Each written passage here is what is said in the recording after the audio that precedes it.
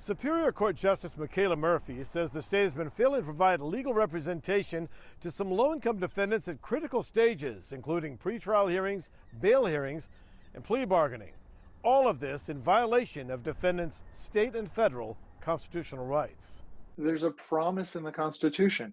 If you can't afford a lawyer, one will be provided for you. ACLU of Maine says last year more than 900 defendants in our state had to wait to be assigned an attorney. Some are still waiting. It's why they sued.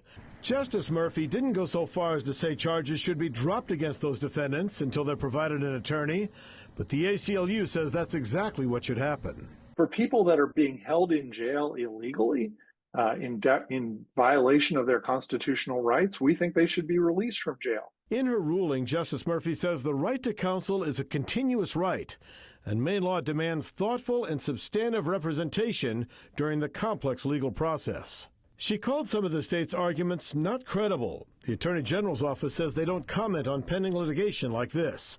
Maine was the last state to implement a public defender system relying on lists of private attorneys who were paid to represent clients. But over the years, those lists have gotten smaller and smaller. Lawmakers have taken some steps to remedy this, doubling the hourly compensation for attorneys who take on clients who can't pay, and they launched a public defender system. Offices have started to open, but they're having trouble staffing them. Cumberland County Sheriff Kevin Joy says without proper representation, defendants linger in jail longer than they should. And now it's up to the executive branch, the legislative branch, to bring the state into compliance with that order.